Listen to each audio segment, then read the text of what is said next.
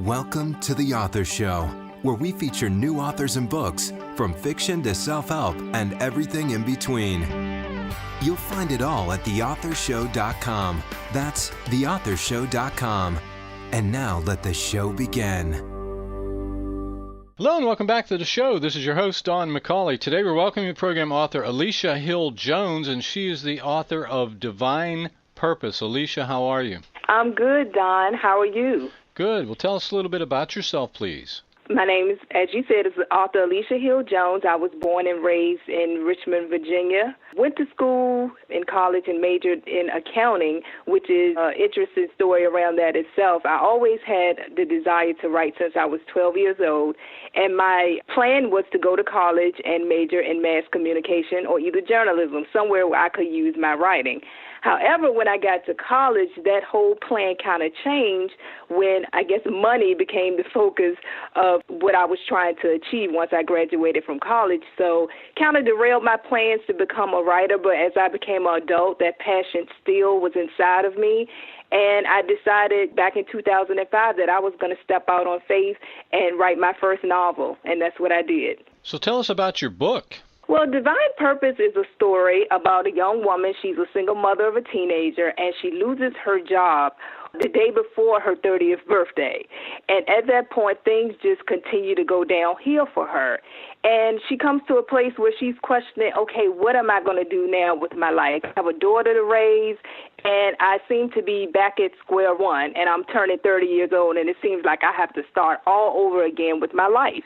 So she's at this place, and she's trying to figure out, God, what is it that you want me to do? What is it? Because it seems like everything I'm trying is failing.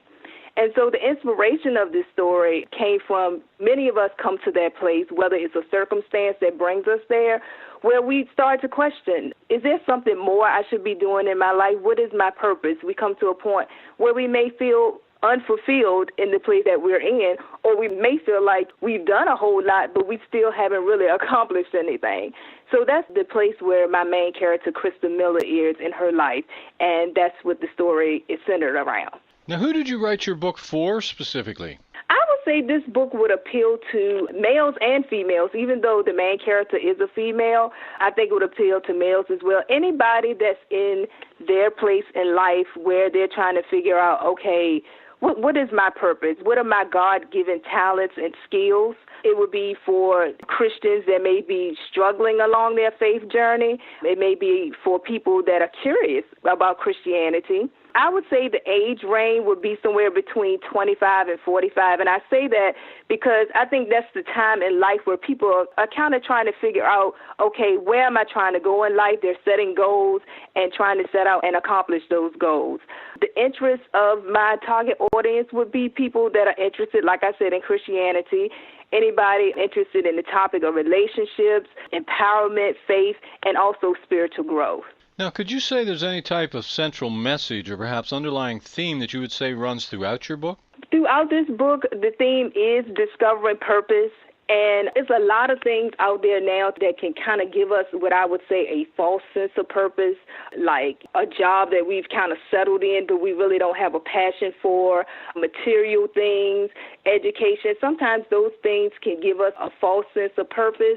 But in this book, the theme kind of centers around having a relationship and a connection with God to discover the purpose that He truly has for our life, which I believe is the key to finding fulfillment in life, when you find the true purpose that He has and the plan that He has for your life. So if you could compare your book with any book out there we might already be familiar with, which book would it be and why? I would say the theme of my book, which I said is purpose, would be similar to that theme of a fiction book that a lot of people are familiar with, The Purpose-Driven Life, written by Rick Warren. Even though my book is a fictional book, it's that same theme of discovering purpose and different ways you can go about discovering purpose through faith.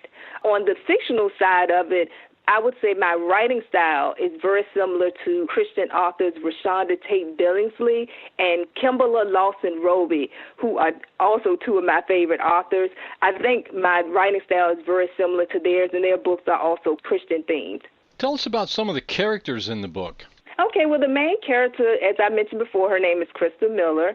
She's a young woman about to turn 30 years old. She's a single parent. She's been through some rough things in her life. She became pregnant when she was 16 years old when she had her daughter.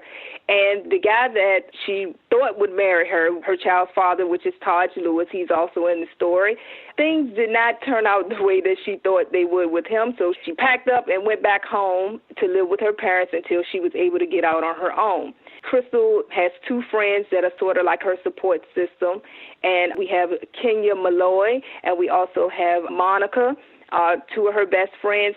And these two characters are kind of opposite of each other, but she appreciates them anyway because they offer her different perspectives on life. And throughout the story, that's what they're doing and giving her that guidance. But one of them in particular, I won't give away the story too much, kind of betrays her in a way, and that's one of the other setbacks that she has in this story. And there's also another main character in this story, which is Maybelle Rose, and she's the owner of a restaurant that everyone kind of frequents in the neighborhood. She's like a matriarch in the neighborhood, and they go to her for advice. She's an older woman, and she plays an important role in this story and in Crystal's life as well as a big influence as far as when it comes to faith. How, in your opinion, does one begin to find one's purpose in life? I think the beginning of it is having a relationship with God and connecting to Him. I believe He sets out a roadmap for each of our lives even before we are conceived.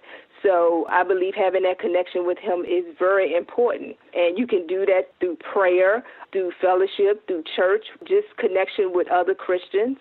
And I believe once you have that connection with Him, He will start to reveal things to you, whether it's through circumstances in life or whether it's through people. And then He will also reveal to you the gifts and the talents that He instills in you, which I think are very important and deeply tied to finding purpose. Did your environment or upbringing play any major role in your writing?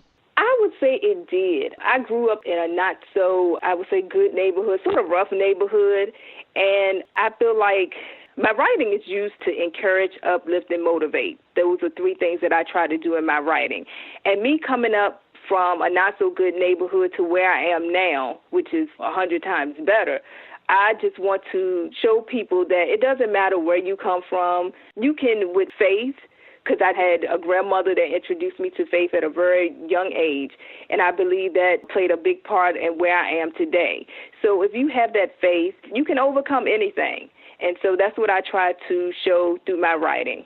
Now, are your characters pure fiction, or did you draw from people you know in real life? Actually, my characters are pure fiction, but the storylines come from things I may have heard or things I may have seen or experienced for myself. But there's also a large dose of my creativity that goes into producing my stories. What can you tell us about your genre and why you prefer to write in that genre? I chose to write in the Christian fiction genre because my faith is very important to me. Like I mentioned before, I don't think I would be where I am today if it wasn't for my faith.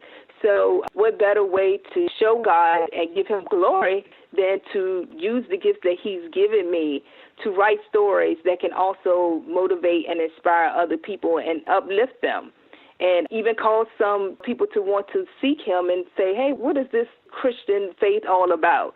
And so that's why I chose to write in the genre. I also feel like Christian fiction is much needed in this world today with all the bad news, all the tragedies and different things that are going on in the world today. I feel like the Christian genre can be that light and darkness and that thing that give people hope and give them an escape from the bad things that we see going on in this world. So what's been your most rewarding experience since publishing your book?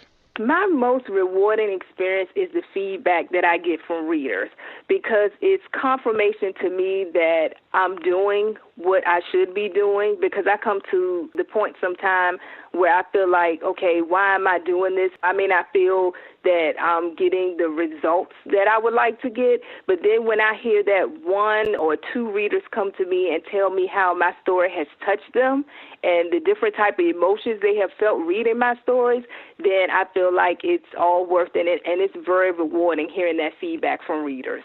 How would you describe your writing style? I would say that my writing style is an easy read. I don't use a whole lot of big flowery words, but I think the words and messages that I put in my story are powerful. It's not always on a serious tone. I have humor also. I believe laughter is good for the soul, so there is humor also in my stories. And I also am careful because a lot of feedback that I hear from readers as far as Christian fiction, they think it's preachy. So I definitely wouldn't say that my stories are preachy at all. I get across the messages, but in a way that it isn't received like they're getting a sermon in a Sunday morning service. So that's how I would describe my writing style. So based on your experience as a writer, what's the one recommendation you would make to authors just starting out? To just write, to get those stories out of their head and onto paper. A lot of people I come across will say that they have a story inside of them, but nobody can read that story if it's inside of your head. So I would say get it out on paper. Don't worry about if it's grammatically correct. Don't worry about the length of it. Just get all of your thoughts out on paper and worry about polishing it up later. In your opinion, who should buy your book? In my opinion, someone that is in a place in life where they are feeling that feeling of unfulfillment. Somebody that may be struggling along their faith walk. Someone who may be in a place where things don't seem to be going right and they need some kind of direction. They need some kind of motivation or inspiration. People that just want a nice feel-good read, I believe, should pick up this book because it has quite a few nuggets of godly wisdom that I feel could help people kind of get them back on track and get them refocused and help them strengthen their faith. Do you have a website? I do. My website is www.aliciahilljones.com. Well, this has been just great. Our guest today has been Alicia Hill Jones, and she is the author of Divine Purpose. Alicia, thanks very much for being with us today. Thank you so much for having me, Don. I really appreciate the opportunity. This is Don McCauley wrapping up another edition of The Author Show. Listen to some of your favorite authors every day, 24/7 by visiting theauthorshow.com. Just click on the book title in the player at the top of the page. These interviews are available to book buyers worldwide on demand. If you'd like to be a guest on the show and feel you could benefit by getting in front of your target audience with a high-quality media interview that'll make a real impact, visit theauthorshow.com. Fill out the form and we may be contacting you shortly. You can also visit our audio bookstore at theaudiobookmarket.com. Join us here next time for another great book and another exciting author on The Author Show. Thanks for listening to The Author Show. Find out more about authors and their work at theauthorshow.com. Theauthorshow.com. Tune in next time to another great author on The Author Show.